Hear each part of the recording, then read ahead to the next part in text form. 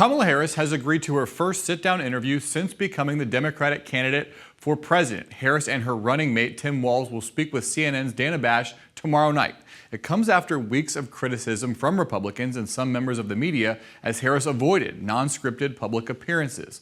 White House columnist Niall Stanage joins us to discuss. Niall, one of the biggest questions facing the Harris campaign is how is she going to explain some of the more liberal positions she's taken in the past on issues like healthcare and energy policy. What are you watching for in this interview? So I think one of the key questions will be how much pressure she's put under about those shifts. You in your question are alluding to the fact that, for example, she once supported a ban on fracking. Now she doesn't. She once supported the healthcare proposal known as Medicare for All. Now she's not going to push that. I think the point of questioning on those kinds of topics is it goes to one of the central weaknesses that Vice President Harris has experienced at other times in her political career. And that's the question of what she actually stands for, her authenticity, so to speak. And I would expect that to be a major focus of the questions in the CNN interview.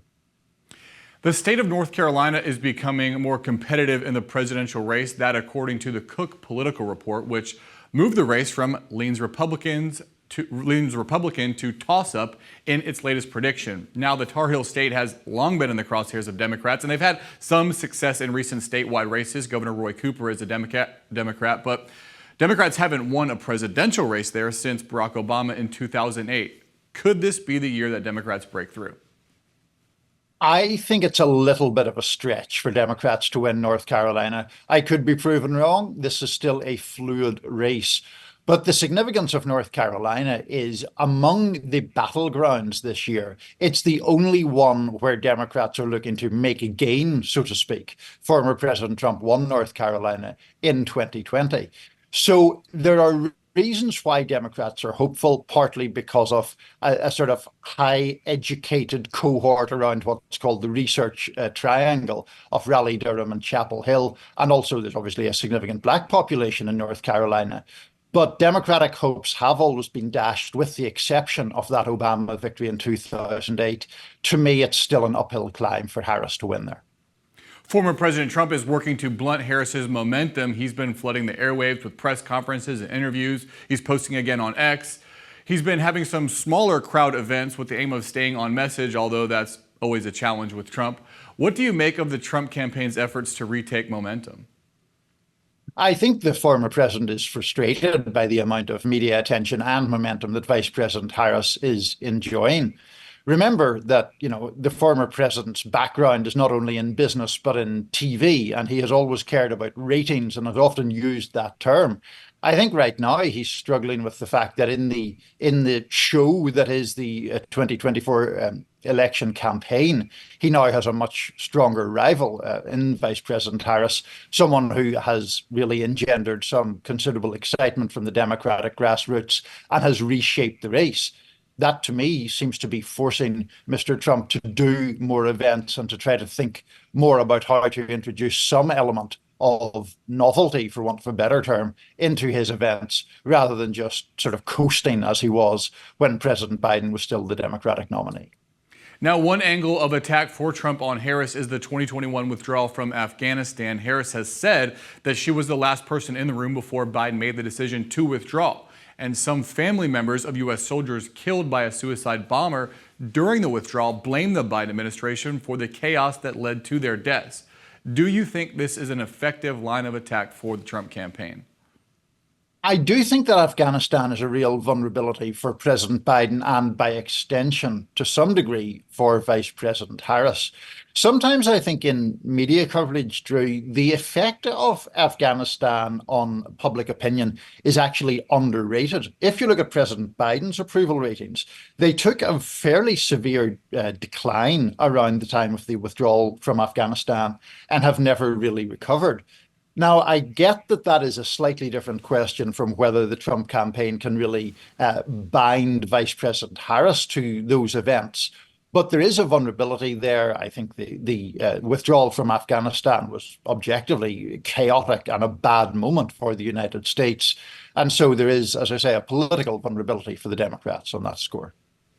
Donald Trump and Brian Kemp, the governor of Georgia, appear to be mending their relationship. The two have been at odds dating back to the 2020 election when Donald Trump was pressuring Georgia officials to reverse his election loss in that state. Trump attacked Kemp and his wife at a rally earlier this month in Georgia. Now, a lot of Georgia Republicans were worried the spat could cost them the state this fall, but it appears Trump and Kemp are back on good terms for now. Are the fears calmed?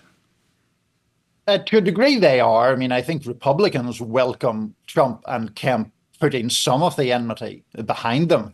I think that actually this is evidence of the fact that Georgia at the presidential level is once again competitive. Whenever President Biden was in his crisis after the debate, it looked like Georgia was virtually being taken off the board and was a fairly safe Trump victory looming in November. That has become less so since Vice President Harris became the Democratic nominee.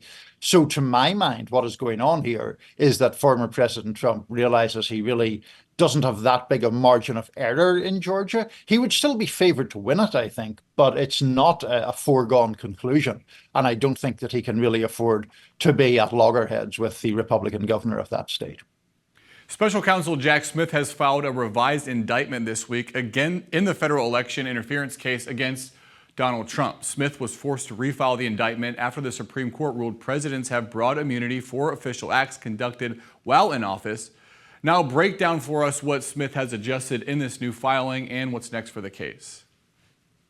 He has adjusted things to try to take recognition of the recent Supreme Court judgment, which ruled that there were essentially official acts that are immune from criminal prosecution.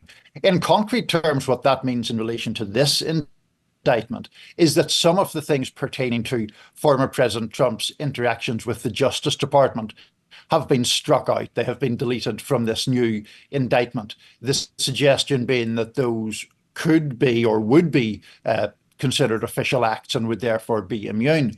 That being said, Drew, it's worth emphasizing that the 4 charges that were in the original indictment are also in this indictment. There has been no reduction in the charges being leveled against the former president.